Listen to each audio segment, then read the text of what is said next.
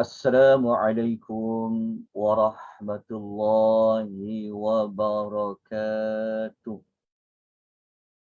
Alhamdulillah wassalatu wassalamu ala Rasulillah amma ba'd. Alhamdulillah, kita bersyukur sebanyak-banyaknya kepada Allah Subhanahu wa taala dengan kita memperbanyakkan puji-pujian kita kepada Allah Subhanahu wa taala kerana pada pagi ini Allah Subhanahu wa taala memberikan kita keizinan untuk kita berada dalam majlis ilmu.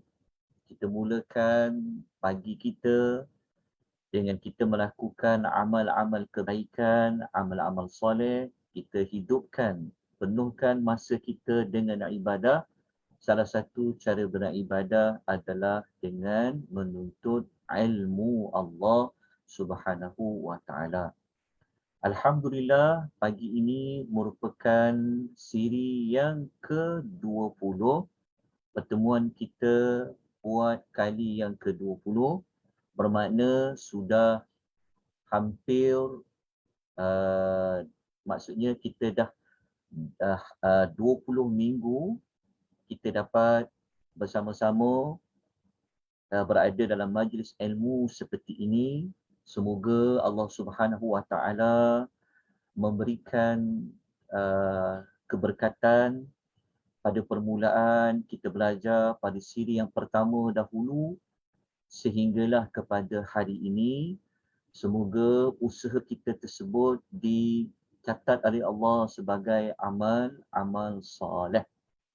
InsyaAllah pagi ini adalah siri penutupan ataupun siri yang terakhir, tajuk doa-doa terbaik di dalam Al-Quranul Karim, yang mana kita akan mempelajari 3 jenis doa yang terdapat di dalam nota yang dibekalkan kepada tuan-tuan dan puan-puan.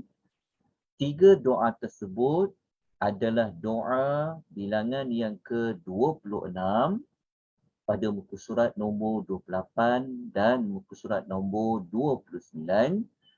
Begitu juga doa yang kedua, iaitu pada doa nombor 28, dibangunkan sebuah rumah di dalam syurga, berada pada muka surat nombor 29.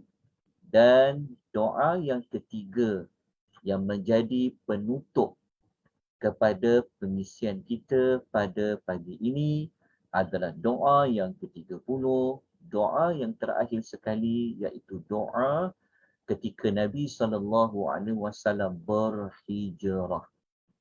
Jadi inilah 3 doa yang kita akan pelajari pada pagi ini.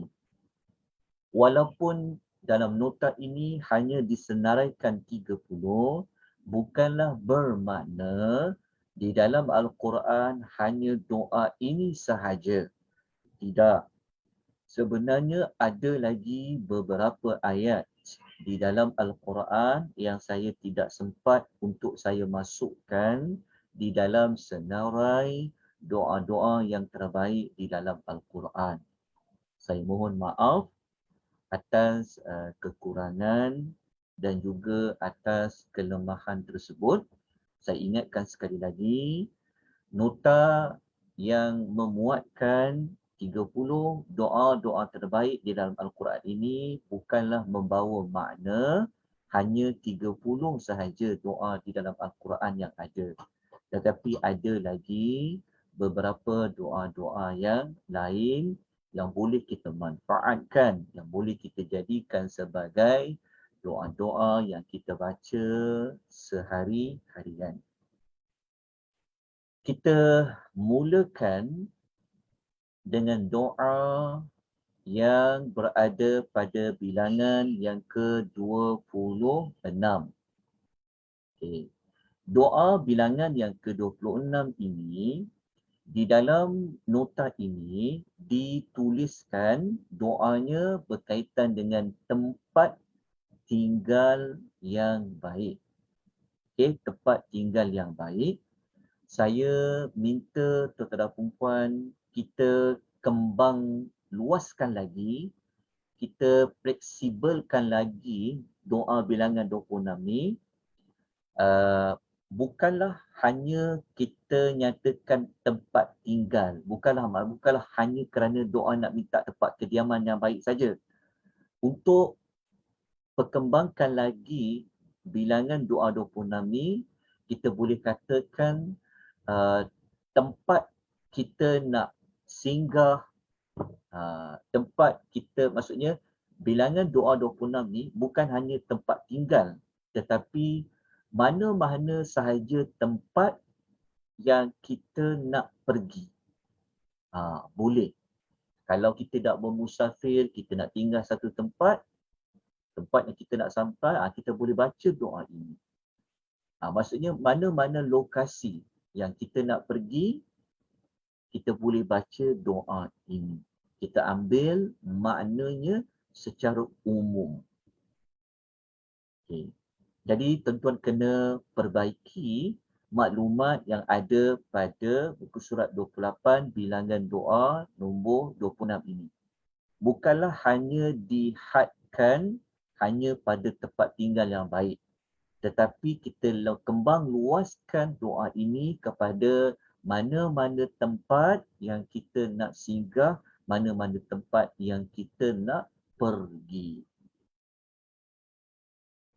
Doa yang ke-26 ini, kita berpandukan doa Nabi Allah Nuh alaihi salam yang terdapat di dalam suratul Mu'minun, surah nombor 23, ayat nombor 29, muka surat 344, baris yang kedua dan baris yang ketiga pada muka surat 344.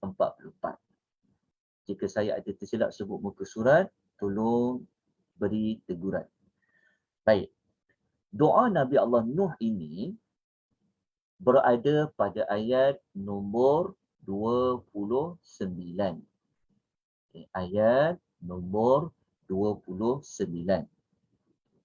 Kalau kita ingin mengetahui dengan lebih lanjut, kita kena buka ayat suratul Mu'minun sebelum ayat nombor 29 untuk kita mendapat maklumat yang lebih jelas tentang doa Nabi Allah Nuh alaihi wassalatu wassalam. Okay. Kita semua sedia maklum bahawa kisah Nabi Allah Nuh ini dikaitkan dengan beliau telah membina satu bahtera yang sangat besar. Disebut dengan istilah Al-Fulk. Yang mana bahtera yang sangat besar itu dibawa gerak oleh Allah Subhanahu wa Ta'ala untuk menyelamatkan Nabi Allah Nuh dengan beberapa ahli keluarga beliau, termasuk pengikut beliau yang beriman kepada Allah Subhanahu wa Ta'ala, untuk meninggalkan perkampungan mereka, dibawa oleh Allah menaiki bahtera. Kerana apa? Kerana ketika itu Allah Ta'ala telah menurunkan satu taufan yang besar, banjir yang sangat besar dan sangat tinggi. Jadi saya tak perlu terangkan tentang banjir tersebut. Jadi Nabi Allah Nuh alaihi wassalatu wassalam, kalau kita tengok dalam surah Al-Mu'minun, ayat nombor 29 ni adalah doa yang Nabi Allah Nuh membaca setelah beliau nak sampai kepada tempat berhentinya bahtera itu.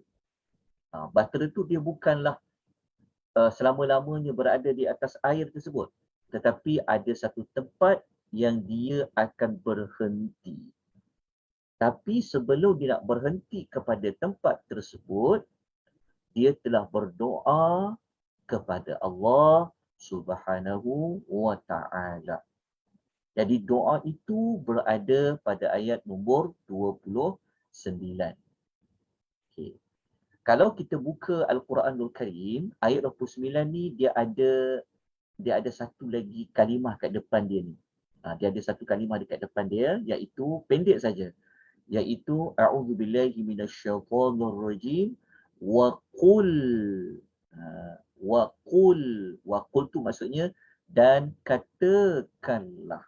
Maknanya ayat 29 ni dia ada perkataan qul sebelum ni. Dia ada perkataan qul. Allah Ta'ala perintahkan kepada Nabi Allah Nuh untuk dia baca doa ni. Allah perintahkan ke Nabi Nuh supaya dia mengucapkan doa ini. Apa dia? Allah kata waqul. Allah kata dan katakanlah. Kenapa ada perkataan waqul dan katakanlah? Kenapa ada dan katakanlah? Kerana sebelum ayat 29, ayat nombor 28, Allah ada perintah Nabi Allah Nuh baca doa lain. Ayat 28, saya tunjukkanlah dia punya contoh ayat dia supaya kita lebih jelas. Tetapi kalau tuan-tuan ada Quran, tuan-tuan boleh buka kejap. Okey, tuan-tuan nampak tak yang saya bentangkan laman web Legacy Quran ni? Nampak tak? Nampak. Okey. Saya bukakan Suratul Mu'minun ayat nombor 28 terlebih dahulu. Sebab kita nak dapati bahawa Nabi Allah Nuh ni bukan hanya ucapan ayat 29 itu saja. Sebenarnya semasa dia baru bergerak kapal bahtera yang Nabi Allah Nuh naik tu, ketika dia dah mula naik di atasnya, dia sudah pun membaca doa. Okey. Kita tengok ayat nombor 28 terlebih dahulu. Okey. Kalau kita baca dekat ayat nombor 28, tengok ayat 28 ya. A'udzubillahi minasyaitonirrajim. Kalau siapa ada Quran terjemahan, dia boleh buka muka surat 344.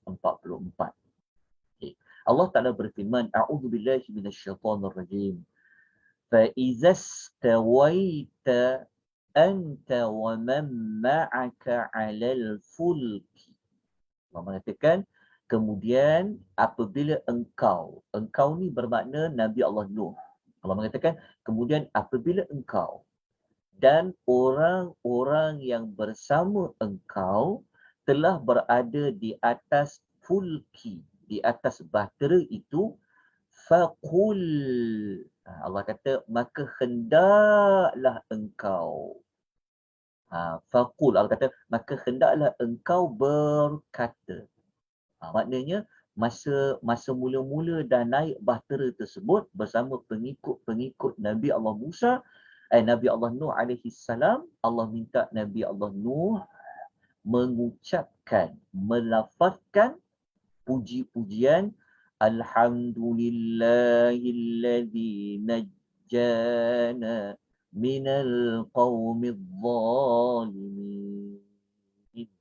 Segala puji bagi Allah yang telah menyelamatkan kami daripada orang-orang yang zalim.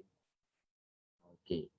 Maknanya ucapan Alhamdulillahilladzi najjana minal qaumidh zalimin adalah doa berbentuk puji-pujian yang memuji Allah kerana Nabi Allah Nuh berjaya menyelamatkan diri daripada taufan tersebut bersama dengan pengikut-pengikutnya. Maknanya setelah berada di atas bahtera dah bergerak, maka Nabi Allah Nuh doa kepada Allah Azza wa Jalla dalam bentuk pujian. Okey. Ayat 28 ni sebenarnya ada persamaan dengan doa yang kita baca pada doa bilangan nombor 27. Ya, kalau kita dah belajar doa bilangan 27 pada minggu lepas dalam surah Az-Zukhruf, iaitu doa naik kenderaan. Kalau tak masih ingat, kita belajar minggu lepas.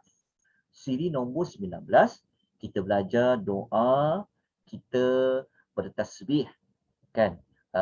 Ketika mana kita sudah naik di atas kenderaan, Allah ajar kepada kita apa? Subhanallazi sakhkhara lana hadza, sampailah kepada hujung ayat. Okey.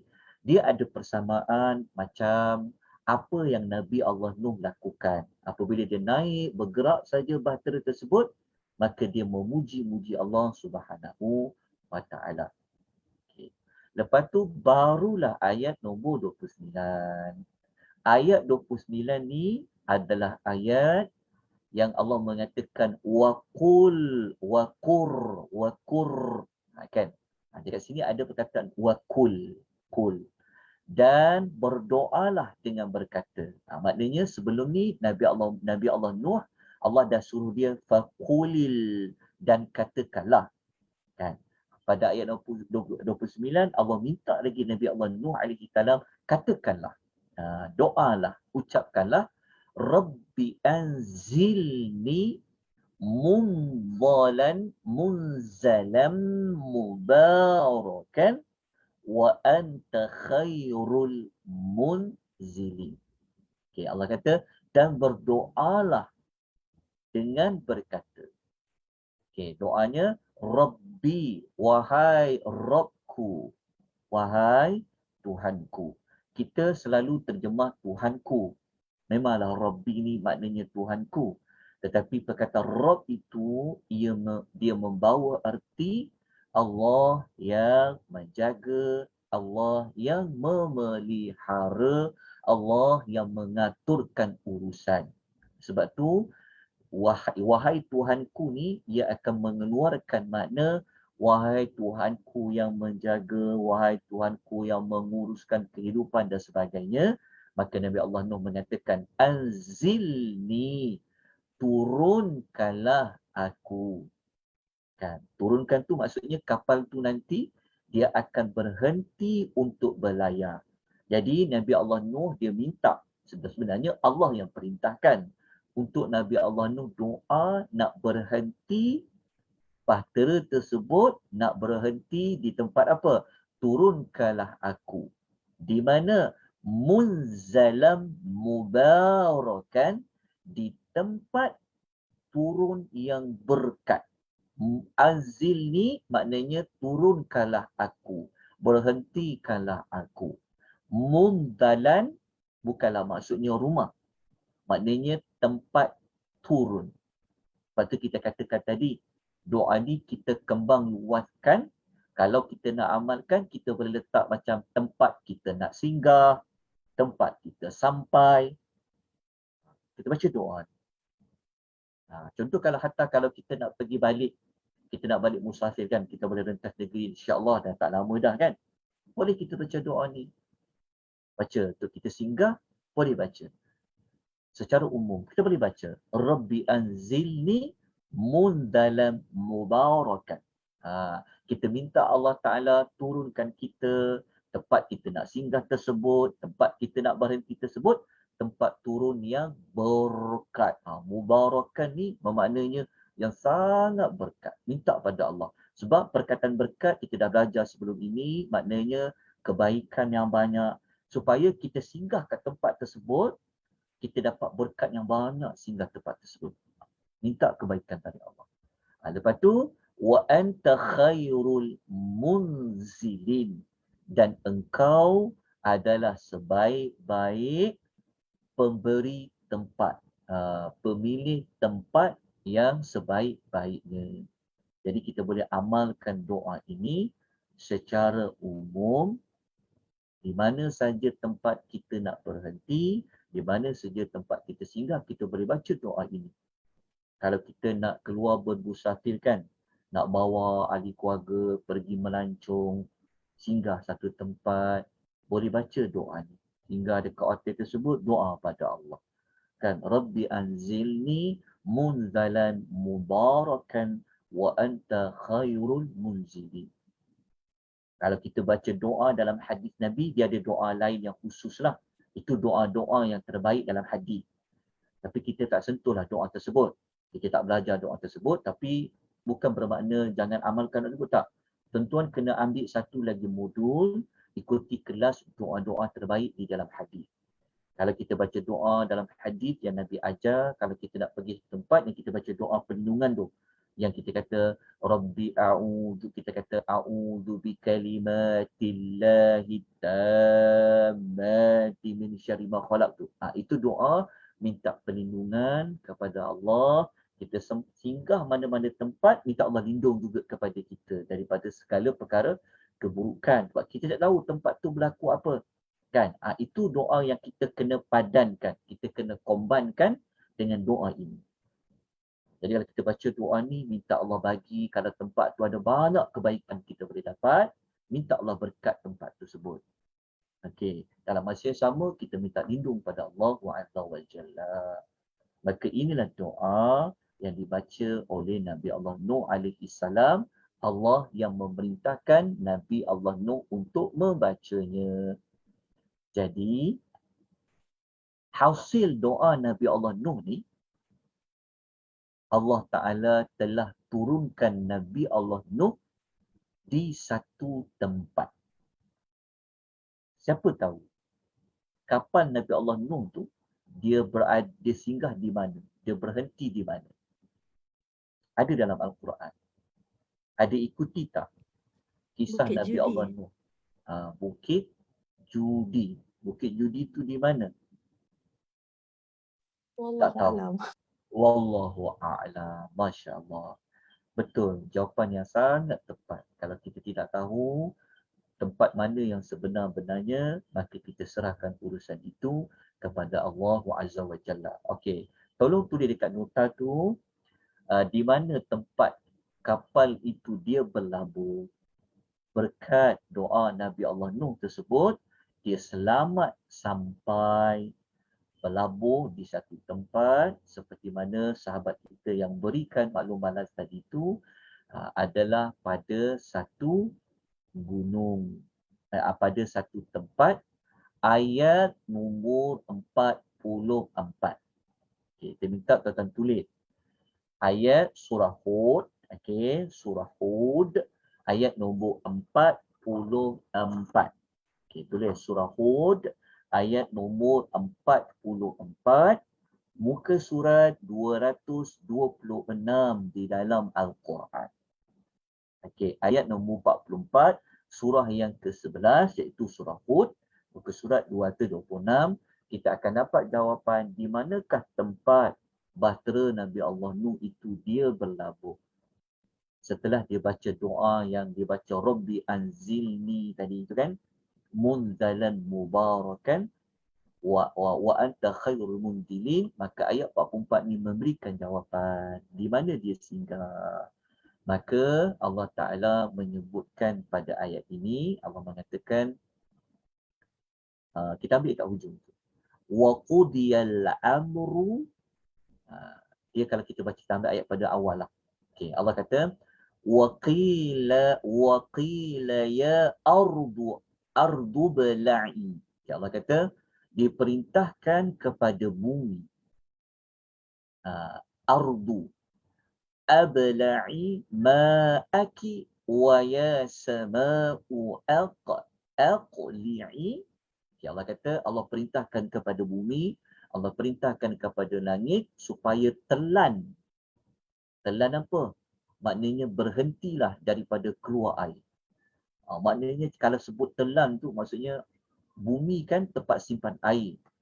Kisah Nabi Allah Nuh ni, banjir dia bukan banjir sebab air hujan turun saja tau.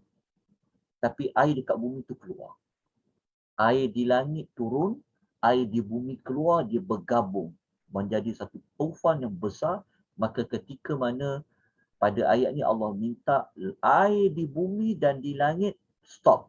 Allah minta berhenti, maka surutlah air. Kata Allah, waridhal ma', surutlah air. Jadi kalau air surut, kapal tu tak ada jalan dah.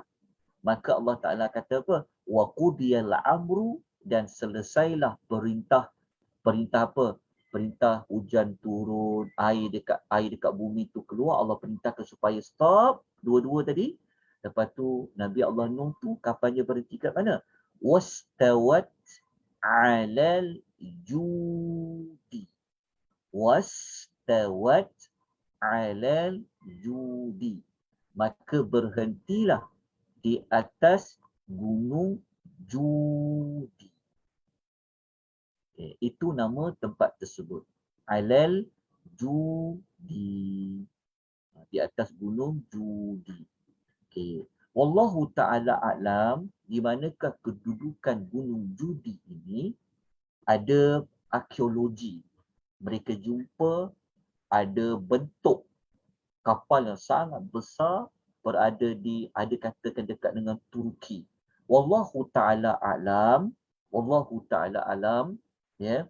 Allah tidak memberitahu tentang lokasi sebenar, tapi Allah bagi tahu kapal tersebut dia telah berhenti alal judi, setelah air hujan dan air daripada bumi telah berhenti. Okay, itulah tempat yang kapal itu berlabuh. Okay, Ustaz, ya. Ustaz, Quran tafsiran saya ditulis dekat sini, gunung dekat Mosul di Iraq. Dalam Quran saya lah, wallahu a'lam. Ya, wallahu ta'ala a'lam. Sebenarnya itu hanyalah pendapat sahaja. Tapi kita tak pasti. Kita tidak pasti di mana lokasi yang sebenar. Ada yang kata dekat Turki, ada yang kata di Iraq. Wallahu ta'ala a'lam bis-shawab. Okey. Kita terus kepada doa yang berikutnya, doa nombor 28. Okey, doa nombor 28, muka surat 29. Doa ini adalah doa yang dikaitkan dengan syurga. Okey, betul, doa dikaitkan dengan syurga, tetapi kita minta Allah Ta'ala bangunkan sebuah rumah dalam syurga. Kenapa nak minta dibangunkan sebuah rumah di dalam syurga? Dia akan membawa maksud, kan, kita minta confirm kita dapat syurga tu. Maksudnya kita minta pada Allah, sebab begini, kalau kita masuk syurga, kan, dia apabila kita sebut bina sebuah rumah dalam syurga tu, sebenarnya dia akan pergi masuk syurga. Tapi apabila ada rumah dalam syurga tu, maknanya dia lebih kuat, kan. Rumah dia ada, mana tuan dia? Jadi kita minta doa membina sebuah rumah di dalam syurga. Untuk maknanya menguatkan permintaan kita tu, maknanya syurga tu memang kita betul-betul kita nak berada di dalamnya. Sebab apa? Sebab rumah kita ada dekat dalam tu. Itu di antara makna yang umum yang kita boleh ambil. Kenapa dalam doa ni ada menyebutkan tentang rumah di dalam syurga. Dia sama macam hadis yang pernah kita belajar. Kalau kita mengucapkan kalimah zikir, kan, kita baca tasbih dan sebagainya, kan Nabi Allah Ibrahim pernah sebut, kan, kalau kita bertasbih, kita banyak berzikir tu, Allah Ta'ala akan binakan kita pokok-pokok dalam syurga, kan. Kalau kita bertasbih, Allah Ta'ala akan bina kita satu pohon kurma, kan. Jadi maknanya pokok kita tu ada, mana tuan dia? Membawa makna apa? Maknanya tuan dia akan masuk sebab pokok dia ada. Macam tu jugalah kita minta dibinakan sebuah rumah di dalam syurga. Okay, kita lihat dulu ayat ini, kejap lagi kita ulas lagi. Okey, doa ini adalah doa isteri Firaun yang dia beriman kepada Allah Subhanahu wa taala. Cuma kita sebenar-benarnya tidak dapat memastikan Firaun yang mana satu. Dan kita juga tidak dapat memastikan isteri Firaun ini, isteri Firaun yang manalah. Sebab apa kita katakan begitu? Walaupun kita selalu mendengar menyebutkan ini adalah doa Asiyah. Okey, Nama Asiyah bin Muzahim tu memang ada dalam hadis Nabi sallallahu alaihi wasallam di antara wanita-wanita terbaik. Kan seperti Maryam alaihi salam, Maryam binti Imran alaihi salam, termasuklah Asiyah. Kan kenapa kita tak boleh mu'tamadkan bahawa Asiyah ini adalah isteri Firaun yang di zaman Nabi Musa. Kita tak boleh kata secara muktamad. Dari sudut perbahasan ilmiah tak boleh kata begitu secara muktamad. Sebab apa? Sebab mana-mana raja yang dia menguasai Mesir selepas zaman Nabi Allah Yusuf, dia akan dipanggil Firaun. Dia akan dipanggil Firaun. Maknanya Firaun batch yang mana, generasi yang mana yang menguasai bumi Mesir. Ayat Quran tak menerangkan isteri Firaun yang zaman mana. Sebab tu siapa yang ada mengikuti kelas kronologi kisah Nabi Allah Musa, berlaku perbezaan pendapat tentang Firaun yang Nabi Allah Musa itu masa dia kecil-kecil, yang Nabi Allah Musa tu ketika dia bayi, kan, dia masuk dalam istana Firaun. Adakah Firaun yang sama yang Nabi Allah Musa sudah berumur 40 lebih tu, umur Nabi Musa dah besar, dia dah jadi Nabi? Adakah Firaun yang sama yang jumpa dia dulu, Firaun yang sama yang dia dakwah? Kat situ dah satu isu. Tapi dia panggil Firaun juga. Maknanya, Firaun yang mana satukah?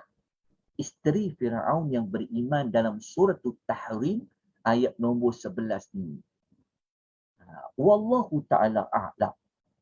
Kita tak dapat nak, kita tak boleh nak bagi satu keputusan yang accurate. Kita tak boleh nak verify and validate. Susah. Jadi kita serahkan maklumat tu kepada Allah. Tapi yang pasti, watak perempuan tu, itu kita kena tiru. Kita jangan duduk berat sangat pada menentukan zaman. Tapi yang paling penting adalah watak Firaun dan isteri dia tu. Okey. Jadi doa ni dia berada pada surah Tahrim ayat nombor 11. Doa ni muka surat nombor 561 di dalam Al-Quranul Karim. Okey, saya semak betul tak? Muka surat 561 di dalam Al-Quranul Karim. Okey, benar. Okay, siapa nak tengok doa ni dalam Quran terjemahan, dalam mushaf, dia berada pada muka surat 11, muka surat 561, baris yang ke-12 sehinggalah baris yang ke-13. Okey, surah Tahrim. Okey, surah Tahrim ni adalah surah terakhir dalam juzuk 28. Okey. Surah Tahrim, kalau kita belajar, Allah Ta'ala ada menyebutkan tentang 4 perempuan. Ada kisah 4 perempuan dalam surah Tahrim, ayat yang hujung lah.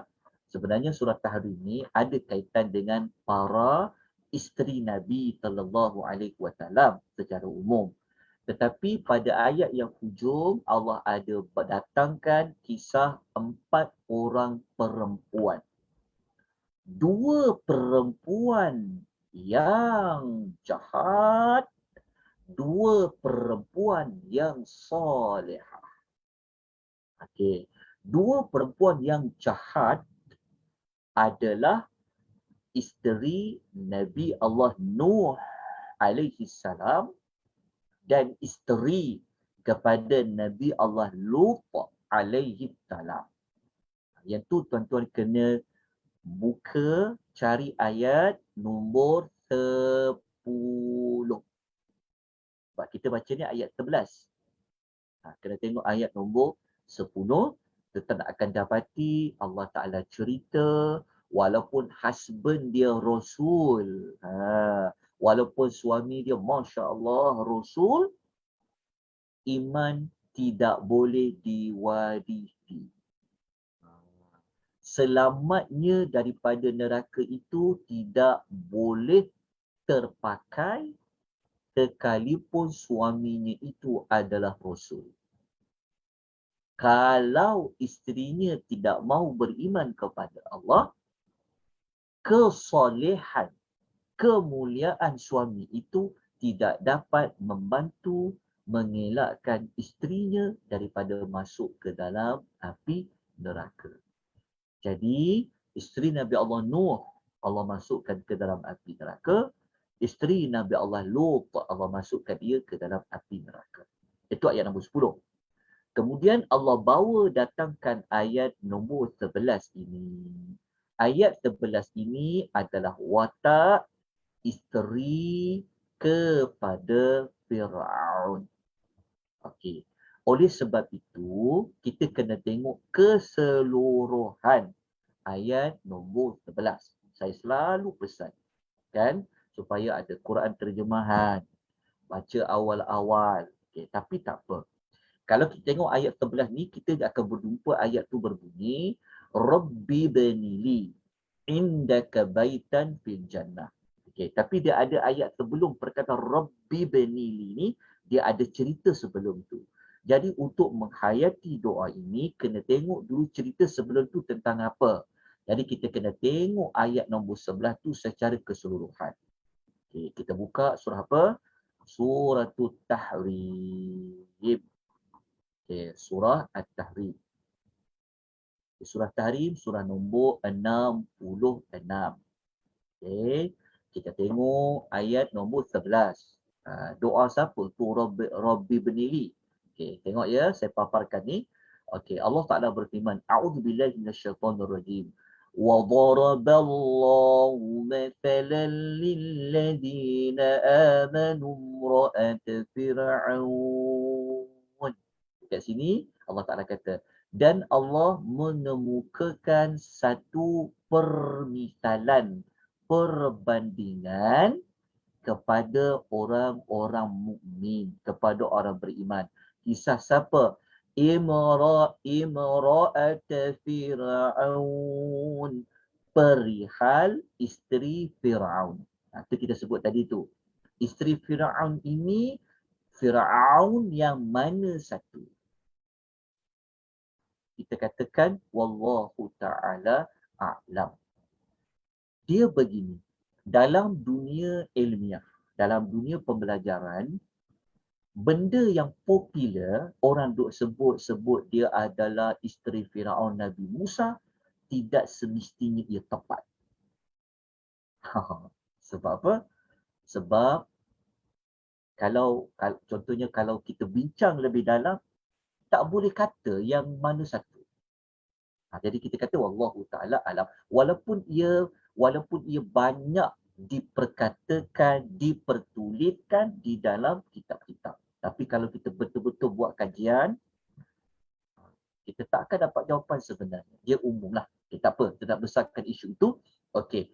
Ketika dia berkata, izqalat.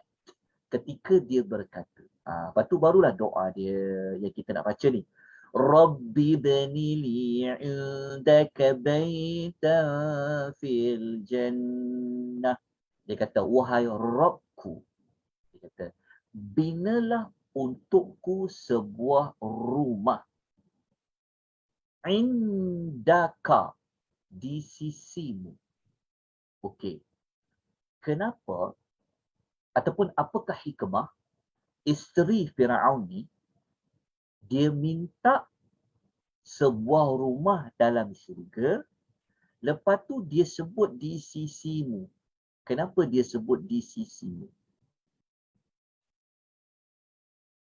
Apa sebenarnya ibrah yang kita boleh belajar? Okey. Wallahu ta'ala alam, kalau saya sempat rujuk dalam tafsir Aunil Rahman, para ulama mengatakan di antara hikmah kenapa perempuan ni, isteri Firaun ni, dia minta bina sebuah rumah. Lepas tu dia kata di sisi engkau sebuah rumah. Maknanya ia ada kaitan dengan jiran. Dekat sini kita belajar secara umum menunjukkan tentang betapa pentingnya jiran yang ada dekat dengan rumah kita tu. Maknanya secara umum ayat Quran ni kalau kita nak guna secara umum, memberikan kita satu pengajaran. Orang, dia memang sangat teringin kalau ada rumah sendiri, betul tak? Tetapi ayat ni mengajar kepada kita, isteri Firaun ni, dia minta rumah tu di sisi Tuhanmu, dia ada kaitan dengan darjat kedudukan. Maknanya kalau kita apply ayat ni untuk umum, dia ada kaitan dengan orang-orang di sekeliling kita. Sebab tu kalau kita nak beli rumah, nak bina satu rumah, kita kena survey dulu siapa jiran kita. Itu yang sebenar-benarnya lah yang terbaik. Itu dia kata, tengok dulu jiran sebelum rumah. Tengok dulu jar qabla dar. Tapi kalau perumahan baru susah lah kan, sebab orang tak ramai lagi, tak beli, tak tahu. Tapi kalau kita jenis macam kita nak beli yang memang dah ada jiran-jiran kan, nak pindah, sepatutnya sebaik-baik ni kita kena survey dulu. Siapa jiran yang akan kita berjiran dengannya. Kita mengambil daripada ibrah, isteri Firaun dia doa pada Allah Subhanahu Wa Taala. Itu kalau kita ulas dari sudut tadabbur lah. Sebab tu ayat ni kalau buat tadabbur panjang lagi perbincangan dia. Okey, lepas tu kenapa dia minta bina sebuah rumah? Okey, bukanlah bermakna wallahu taala alam, adakah kerana dia dah merasa dulu istana tu luas, dia nak minta tempat yang kecil? Okey, kita kena tahu dalam syurga, rumah dalam syurga dia tak sama rumah macam di dunia. Memang akan pasti tak samalah. Seperti mana kita sebut tadi itu juga nak menunjukkan doa yang betul confirm. Pasti bahawa kalau dah ada rumah, maknanya rumah kita ada dalam syurga akan membawa makna memang tuan dia akan masuk dalam syurga tersebut. Lepas tu disebut di sisimu di dalam syurga.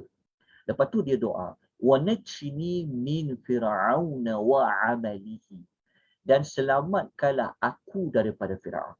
Tadi kalau kita jumpa yang ni Firaun, ada lagi ke zaman kita Firaun? Applicable tak doa ni, sesuai tak doa ni dengan zaman sekarang? Sebab kita mana ada Firaun dah ustaz, tapi boleh ke baca doa minta jauh daripada Firaun? Okey, kita kena belajar begini. Firaun, perkataan Firaun, dia bukan nama individu. Firaun adalah gelaran bagi mana-mana raja yang menguasai Mesir. Dia panggil Firaun. Itu memang dibincangkan oleh para ulama sejarah. Firaun ni dia adalah pangkat, dia adalah gelaran umum. Siapa saja menguasai Mesir sebelum zaman Nabi Allah Yusuf, dia akan panggil Firaun. Selepas zaman Nabi Allah Yusuf, dia panggil Firaun lah. Okay, jelas. Dalam Al-Quran, kata Pak Qursyihab. Pak Qursyihab ketika dia mengulas tentang surah, kan kita belajar surah Al-Masad kan, surah yang Tabbat yada Bismillahirrahmanirrahim. Tabbat yada Abi Lahab wa tab. Kalau kita belajar surah Al-Lahab, insya-Allah tuan-tuan ikuti kelas hari Khamis petang dalam 22 surah Al-Azim, kita akan sampai nanti belajar surah Al-Lahab. Perkataan Abu Lahab dalam surah Al-Masad, Abu Lahab tu bukan nama orang. Abu Lahab adalah gelaran kepada seorang lelaki, yang lelaki itu Abu Lahab tu sebenarnya nama sebenarnya adalah Abdul Uzza. Nama sebenar dia hamba kepada Al-Uzza. Tapi Allah tak sebut namanya Abdul Uzza, kerana Uzza tu adalah nama patung. Tetapi Allah menggelarkan Abdul Uzza dengan Abu Lahab. Ada perbincangan panjang tu apa makna Lahab kat situ. Kata para ulama, kalau Allah Ta'ala menyebut di dalam Al-Quran tentang karakter gelaran, membawa makna watak seperti itu, karakter seperti itu, ia akan ada sampai bila-bila. Dia berbeza kalau guna nama. Kalau Allah guna gelaran, seperti Abu Lahab, dia adalah gelaran. Maknanya watak, perangai, sikap macam Abu Lahab tu dia akan sentiasa akan ada. Begitu juga pada istilah Firaun. Jadi tidak salah dan memang sesuai doa ini kita baca, minta Allah Ta'ala selamatkan kita daripada Firaun dan perbuatannya. Maknanya mana-mana pemerintah yang zaman sekarang ni ada perangai seperti Firaun, dia zalim dan sebagainya, kita minta Allah lindung kita daripada Firaun dan perbuatannya. Okey. Wa najini minal qaumil zalimin. Dan selamatkanlah aku daripada kaum yang zalim. Okey. Sebab apa? Kenapa nak minta selamatkan daripada Firaun dan perbuatannya? Okey. Okey. Wallahu ta'ala a'lam. Firaun ni memang karakter yang jahat dan karakter yang zalim. Okey. Jelas. Faham Okey, doa ni kita boleh baca. Memang sangat sesuai, memang kita boleh baca untuk Allah Subhanahu wa taala berikan kita syurga. Seperti mana kita sudah ada tempat yang khas dalam syurga tu. Sebab apa? Sebab ada rumah kita di dalam tu. Minta pada Allah dengan doa ini. Lepas tu dalam masa yang sama, kita minta lindung kepada Allah daripada mana-mana orang-orang yang ada perangai, yang ada karakter seperti Firaun. Kita juga minta lindung kepada Allah daripada orang-orang yang zalim. Kalau semua rakyat doa macam ni, moga-moga Allah berikan kita pemerintah. Kalau dia zalim sekalipun, dia tidak memberi kesan kepada kita semua. Okey, jelas doa ayat nombor 11 ni. Kita terus kepada doa yang terakhir sekali. Alhamdulillah, nak tamat dah. Kita pergi doa nombor 30. Doa dalam surah Al-Isra ayat nombor 80. Okey. Doa ni, kalau tuan-tuan nak lihat dalam mushaf, dalam Quran terjemahan dan sebagainya, ia berada pada muka surat 290. Kita tulis muka surat 290. Betul tak? Muka surat nombor 290. Ya. Ayat 80 ni dia berada pada muka surat 290, baris yang ke-7 dan baris yang ke-8 pada muka surat 290. Okey, doa ni memang doa yang dibaca oleh Nabi Muhammad sallallahu alaihi wasallam. Ini memang doa Nabi Muhammad sallallahu alaihi wasallam, Nabi yang baca. Nabi baca ni pun memang atas titah perintah dari Allah Subhanahu wa taala. Okey. Doa ayat 80 ni nak namakan doa tu apa? Saya minta tuan-tuan kembang luaskan lagi makna doa ni. Dia bukanlah doa ni hanya bermakna ketika berhijrah semata-mata. Memang doa ni dikaitan dengan Nabi hijrah. Tetapi kita kena kembang luaskan doa dekat sini. Kita tulis doa ni bukan hijrah saja. Doa ni kita boleh kaitkan dengan apa saja keputusan yang kita nak buat, kita boleh baca doa ni. Kan? Ataupun kita nak buat mana-mana perjanjian ke, kan? Contohnya mula-mula kita nak berjanji, kan? Janji manis mulut kita. Kita nak buat janji kan, kita nak masuk buat janji tersebut, kita minta Allah Ta'ala bagi keberkatan. Lepas tu seandainya kita break janji tu, kita putuskan perjanjian tu, pun kita minta biarlah putus perjanjian tersebut dengan keadaan baik. Maksudnya macam tu juga, kan? Dia umum. Mula-mula kita berkahwin dengan cara yang baik, masuk dengan yang baik. Biarlah kita berpisah sekalipun nanti dalam keadaan yang baik. Bukan kita nak minta pisah, tak, bukan. Tapi kita tak tahu kan dalam hidup kita, betul tak? Kita tak tahu, tapi biarlah kita jumpa orang cara baik, biarlah kita keluar dengan cara yang baik. Doa ni kita pakaikan doa ini pada makna yang umum. Kita jelaskan. Contohnya kita ada banyak pilihan kerja, contoh kan. Saya dapat 2 offer kerja contoh. Mana satu aku nak? Kita dah istiqarah. Jadi kita nak pilih, kita nak pilih surat menandatangani bersetuju untuk menerima kerja. Jadi kita boleh baca doa ni. Biarlah aku pilih kerja ni, keputusan aku tu keputusan yang tepat. Kan? Dan seandainya kita rasa, alah tak serasilah kerja ni, kan nak berhentilah. Kita berhenti dalam keadaan yang baik. Jadi kita baca dulu doa ni, lepas tu kita ulas sikit lagi. Allah Subhanahu Wa Taala berfirman. Jadi saya minta tuan-tuan nanti tengok ayat nombor 80 ni, kena tengok dia ada ayat depan dia tu. Kejap Dia ada ayat depan dia yang Allah kata waqul. Dia ada waqul dekat sini. Maknanya Allah perintahkan waqur rabbi. Jadi Allah perintahkan Nabi Muhammad sallallahu alaihi wasallam supaya apa? Dan katakanlah, mana kata bacalah Muhammad, ucapkanlah. Apa dia? Rabbi adkhilni mudkhala sidqin wa akhrijni mukhraja sidqin. Jadi saya bunyikanlah tanwin tu. Waj'al li min ladunka sultanan nasira. Dia ada 3. Dalam doa ni dia ada tiga perkara. 1, 2 dan 3.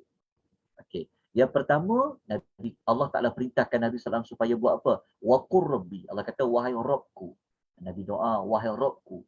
Adkhilni. Isu pertama pada masukkanlah aku. Masukkanlah aku. Macam mana masukkanlah aku? Mudkhala sidqin. Masukkanlah aku. Cuma dalam urusan agamaku ni dia terjemah umumkanlah. Masukkanlah aku dalam urusan agamaku dengan mudkhala, dengan cara masuk yang sidqin, yang benar. Benar ni maknanya ikut Allah, buat benda yang benar kerana Allah. Maknanya benar ni benda yang tepat. Kan? Allah saja yang mengetahui tepat ke tak tepat pilihan kita tu. Contoh. Sama juga macam kalau kita nak beli rumah baru, nak pilih satu taman baru, nak berhijrah, biarlah kita sampai, maksudnya kita pilih tempat tu adalah benda yang benar. Saya nak kena jaga suara. Sikit ni. Jelas ya? Kan? Kita baca ayat dulu. Lepas tu Allah minta Nabi doa. Wa adkhilni mukhraja sidqin. Dan keluarkanlah aku daripada tempat nak keluar tu dengan cara keluar yang benar.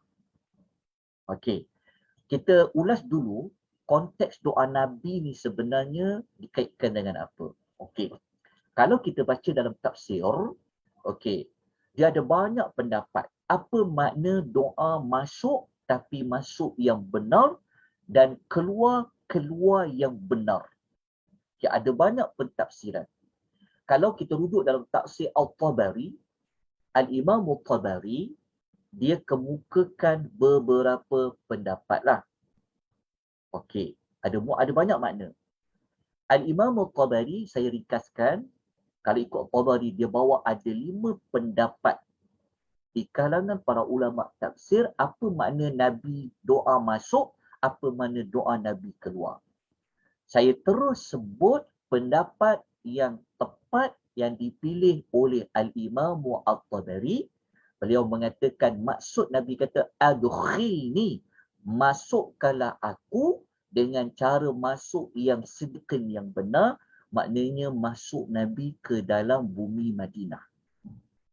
Kan Nabi nak masuk ke dalam Madinah, jadi Allah Ta'ala suruh Nabi doa supaya kemasukan Nabi ke dalam bumi Madinah tu adalah perkara yang benar. Apa makna wa akhrijni, dan keluarkanlah, kata Al-Imam Al-Tabari, adalah keluar Nabi daripada Mekah. Kan Nabi nak tinggalkan Mekah.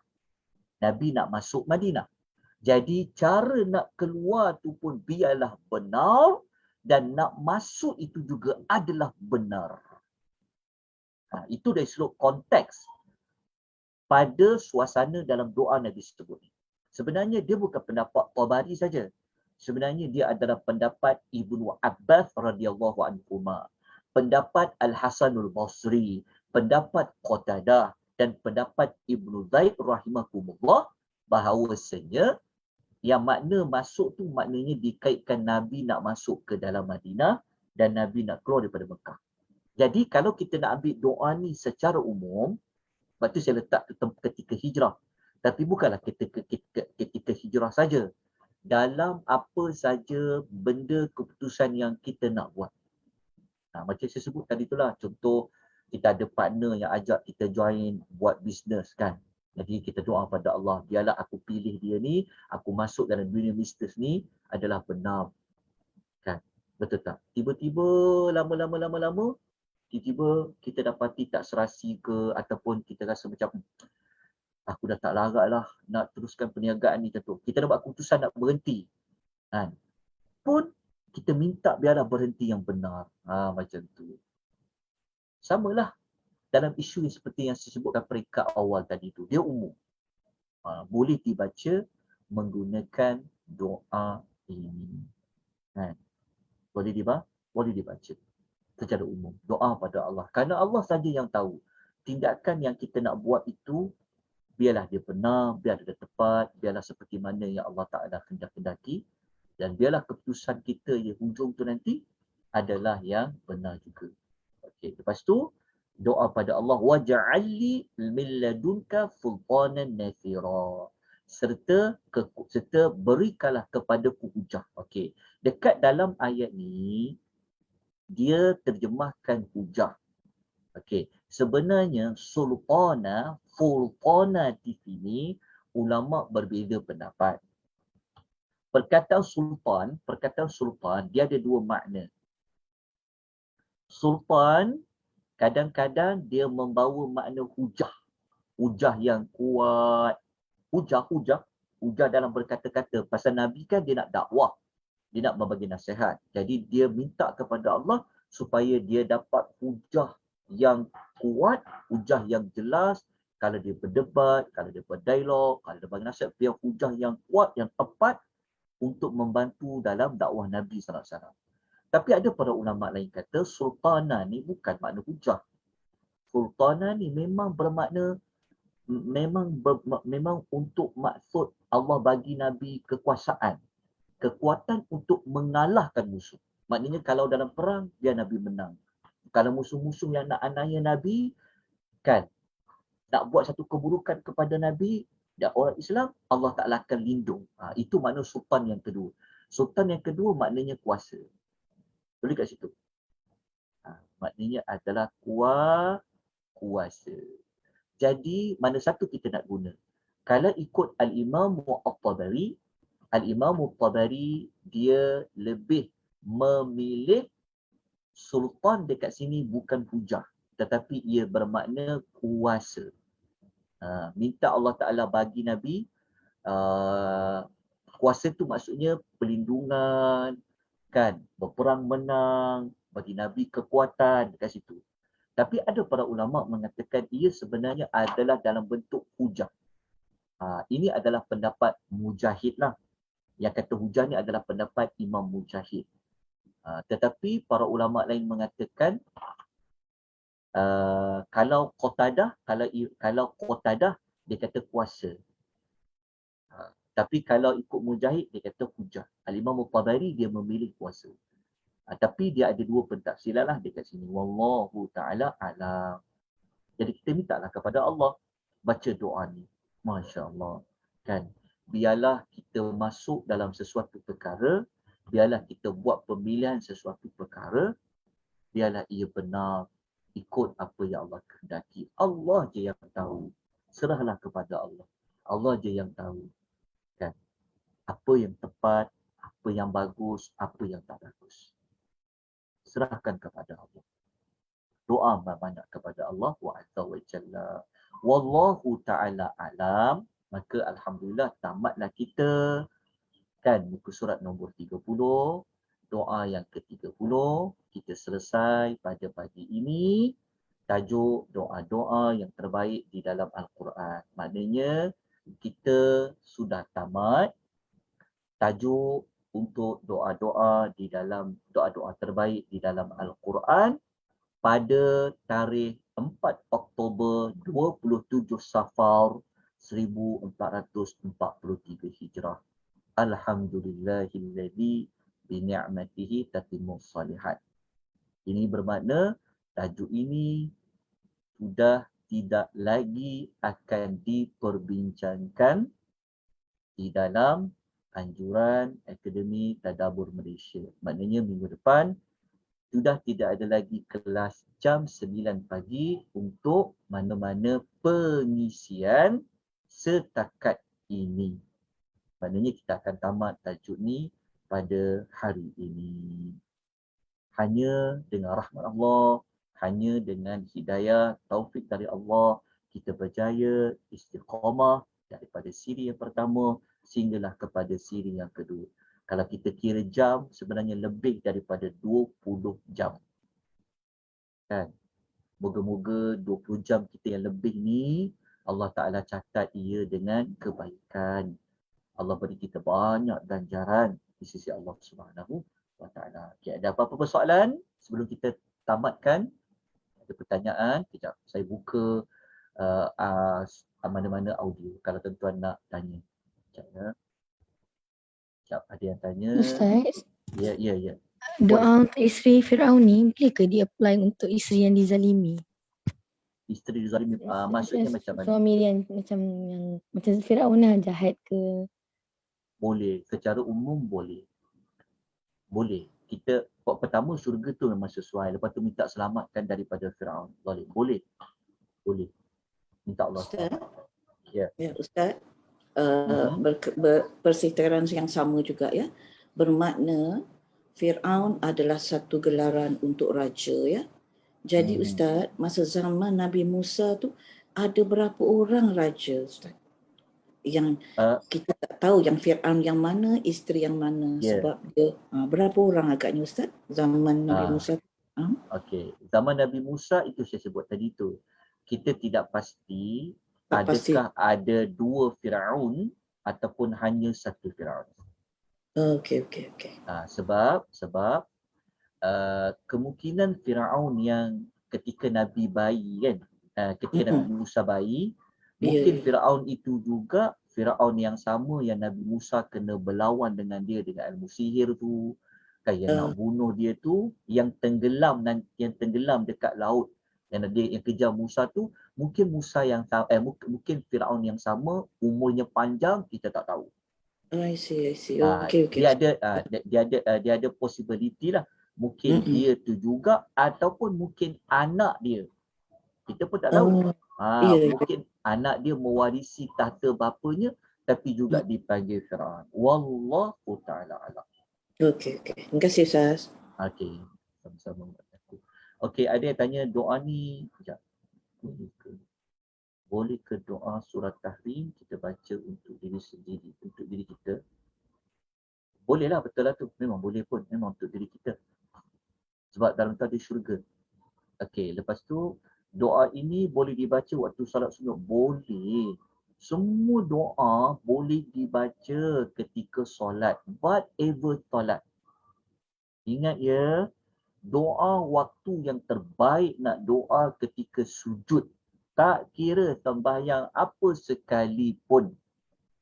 Doalah ketika sujud. Nak sembahyang tahajud ke, witir ke, duha ke, tasbih ke, apa saja waktu paling terbaik, dekat dengan Allah, hampir dengan Allah. Bahkan Nabi perintah berdoa. Itu saja. Umum je. Okey, mari baca. Macam mana nak stop bisnes kalau komitmen kasih tinggi? Macam mana nak komitmen masih tinggi. Okey, masih tinggi. Macam mana kita nak stop bisnes, komitmen kita masih tinggi? Boleh antaranya paling penting ingat apa-apa pun istikharah. Okey, istikharah. Yang kedua, kita boleh bacakan doa tadi sebab kita nak break kan, kita nak berhenti, mintalah kita keluar tu, kita nak berhenti daripada bisnes tu, biarlah yang benar. Tu dalam masa yang doa, kalau sebut dari sudut doa lah, kalau dari sudut manajemen tu lain lah kan. Tapi dari sudut doa, kita boleh baca doa tu. Minta pada Allah Azza wa Jalla. Lepas tu jadi banyak cara lain lah. Kan, jadi banyak cara lain dengan kita banyakkan istighfar. Siapa yang ada ikuti kelas kelebihan istighfar, istighfar ni salah satu fungsinya adalah untuk keluar daripada masalah. Nabi kata dalam hadis Nabi SAW bersabda, Nabi kata sesiapa yang memperbanyakkan istighfar, Allah Ta'ala akan datangkan dia rezeki daripada yang dia tak sangka dan Allah Ta'ala akan keluarkan dia daripada masalah. Jadi cara doa yang lain adalah dengan memperbanyakkan istighfar kepada Allah Subhanahu wa Ta'ala. Banyakkan istighfar kepada Allah. Nanti Allah akan datangkan kita rezeki yang kita tak sangka. Lepas tu Allah akan bagi kita solusi dia. Allah akan bagi solusi dia. Allah akan bagi jalan. Itu memang dalam hadis Nabi SAW yang sahih. Banyakkan istighfar. Lepas tu dalam masa yang sama, memperbanyakkan selawat dan salam ke atas Nabi SAW. Itu pun di antara kelebihan dia.